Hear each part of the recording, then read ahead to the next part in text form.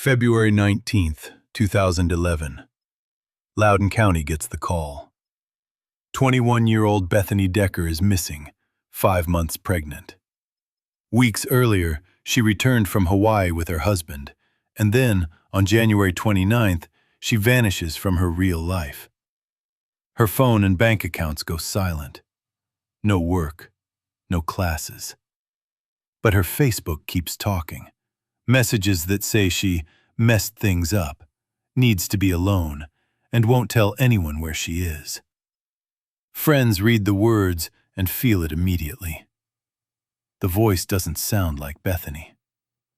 Outside her apartment, her car sits untouched, dusty, oddly parked, a flat tire, like time stopped mid-sentence. Years later, investigators trace those Facebook posts to an IP address, and it points back to one man's laptop. Bethany Decker, born Bethany Littlejohn, was 21 years old, a student at George Mason University, and working full-time at an Italian grill near campus. She was trying to finish the last credits she needed, aiming for a May 2011 graduation.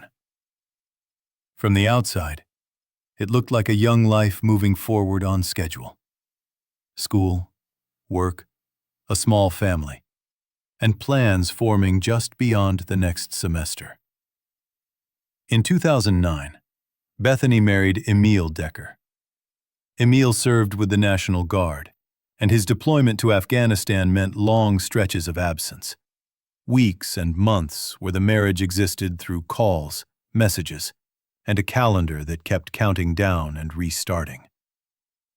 During that time, their first child was raised in Maryland by Emil's parents, so Bethany could keep working and stay enrolled while Emil was away.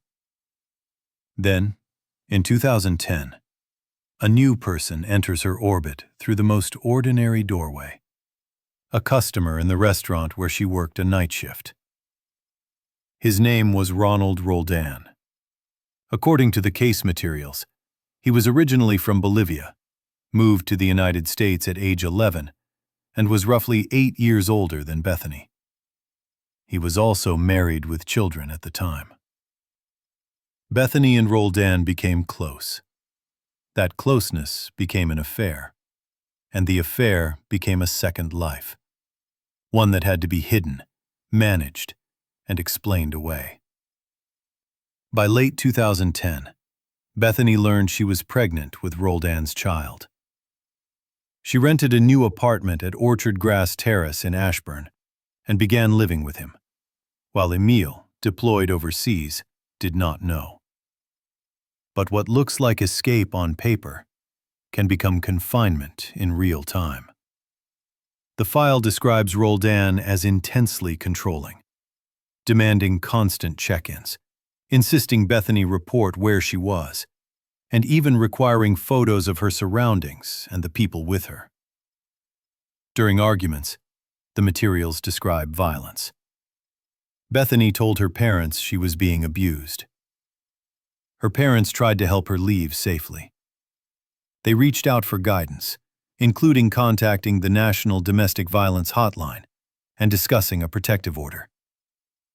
But Bethany hesitated, especially after learning she was pregnant, caught between fear, responsibility, and the hope that the situation might stabilize if she just endured a little longer. In January 2011, Emil returned to the United States on a month-long leave. Before he arrived, Bethany moved back into the couple's old apartment. Their time together was tense. Emil sensed a shift and suspected Bethany was involved with someone else.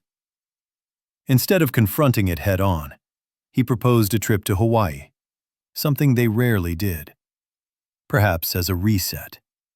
Perhaps as a test of whether the marriage still existed in the way he believed it did. In Hawaii, they visited Bethany's father. On January 23, 2011, they returned to Virginia. A few days later, on January 28th, they traveled to Maryland to visit Emil's parents and their child. Emil's parents did not notice obvious signs that the marriage was breaking. From the outside, the couple still looked intact. Two people moving through familiar rooms, carrying familiar roles. But the timeline was already tightening. After one night in Maryland, Bethany and Emil returned to their Ashburn apartment on January 29th. Later that day, Bethany went to the apartment she shared with Ronald Roldan.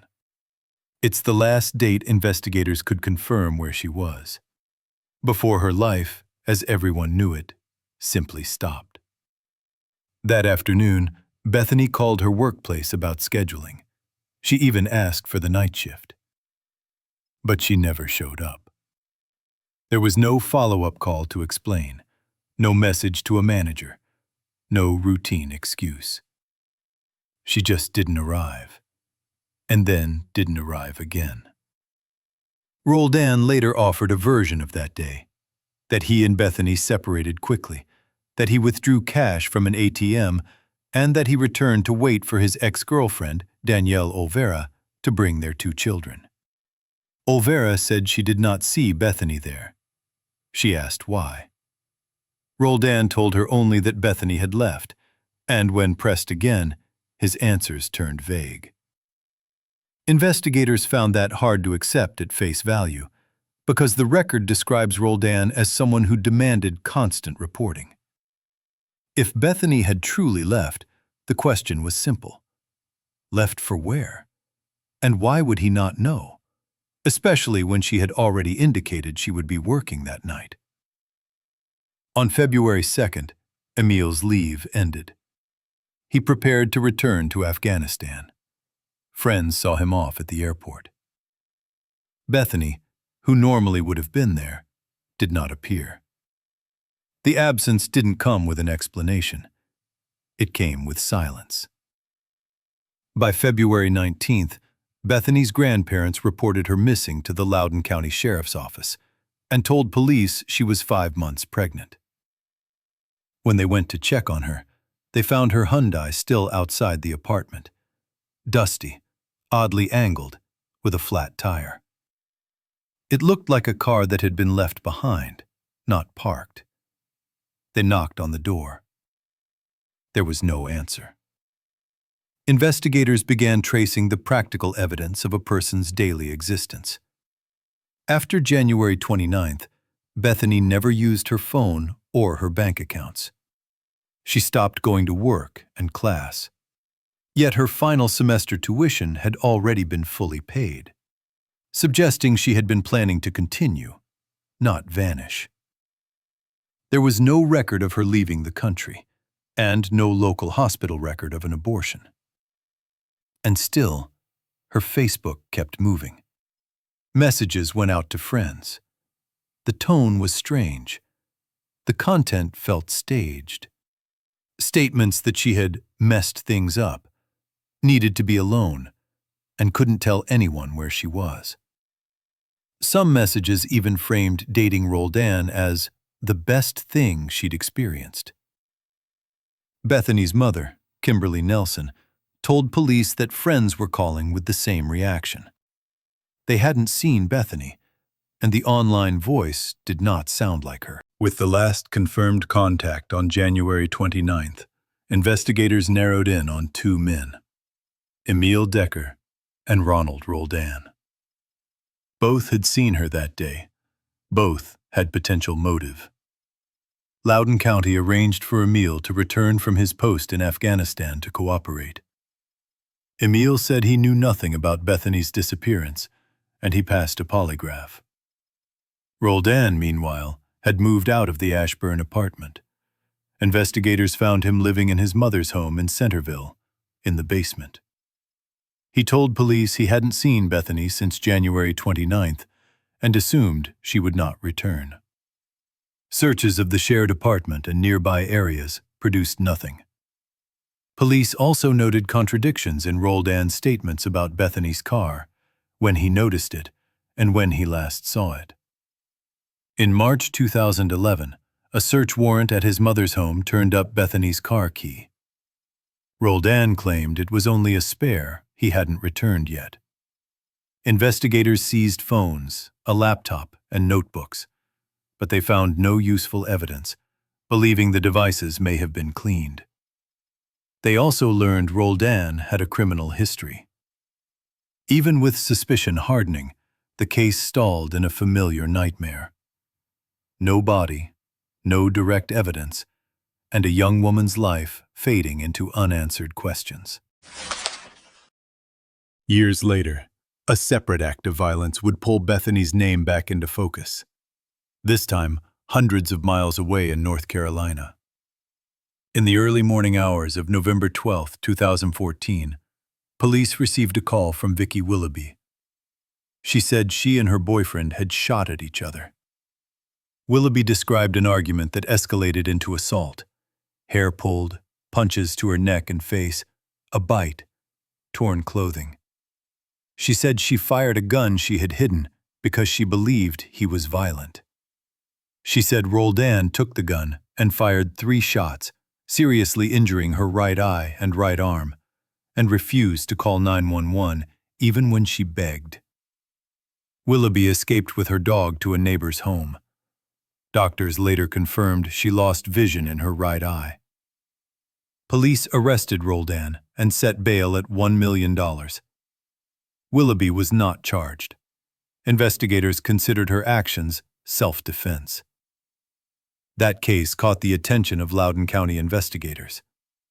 They visited Roldan in jail and asked again about Bethany.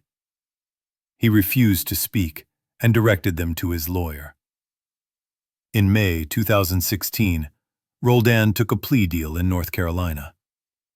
He admitted to assault charges, received a 6 to 8 year sentence, and faced deportation after release. For Bethany's case, it raised the stakes. Time was running in more than one direction. In 2020, newly promoted Sheriff Mark Bush took over Bethany's case and pursued search warrants focused on the digital trail. Specifically, the IP addresses connected to Bethany's Facebook activity after January 29th. The investigation found those IP addresses matched Roldan's email and his personal Facebook account, and they traced back to his laptop. Bush said the meaning was stark. Either Roldan was hiding the truth because he knew where Bethany was, or he had killed her and was trying to cover it up. On November 9, 2020, Virginia State Police issued an arrest warrant for Roldan. He was jailed the next day in Loudoun County without bond. In December 2020, a grand jury approved an indictment for second-degree murder, despite the evidence still being indirect. The indictment described how Bethany's Facebook account contacted multiple friends and even her husband in February 2011, but provided vague or no answers when asked about Hawaii or her life. Investigators believed those posts were meant to conceal her disappearance and create the illusion she was still alive. On November 17, 2022, Roldan reached a plea agreement with Bethany's family. He admitted to second-degree murder and, for the first time, described her death and where her body went. In a confession video later made public, he claimed an argument on January 29th ended with him pushing her. He said her head hit a windowsill, and she collapsed. He said he did not call 911. He claimed he placed her body into a Christmas tree transport bag from the kitchen and dumped it in a nearby trash site where it would be destroyed. Bush said that after so many years, the remains would not be recoverable.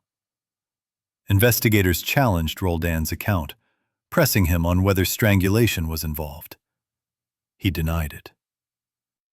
At sentencing, prosecutor Shaniqua Clark Nelson expressed doubts.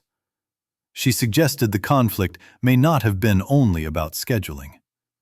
She pointed to testimony that Bethany and Emil tried to repair their relationship in Hawaii, and that Bethany planned to distance herself from Roldan.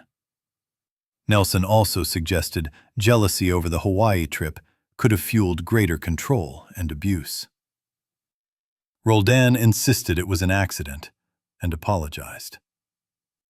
On February 11, 2023, he was sentenced to 40 years. Under the plea terms, his active time was capped at 12 years and 6 months, with the remainder suspended and followed by a long probation period, one that could trigger the full sentence if violated. Even after sentencing, unresolved doubts remained. The record notes a plea condition requiring the court to accept Roldan's account. Bethany's mother said she did not believe it was an accident. Bush called it disappointing not to have the full truth. After 11 years, Emil was formally cleared through a letter submitted by the prosecutor. And after serving his sentence, Roldan was expected to be deported to Bolivia. Bethany's story ends without a recovery, without a place for her family to visit, and without answers that feel complete. What remains is a timeline, a digital trail, and the cold fact that for years someone tried to speak in her name, while Bethany herself stayed silent.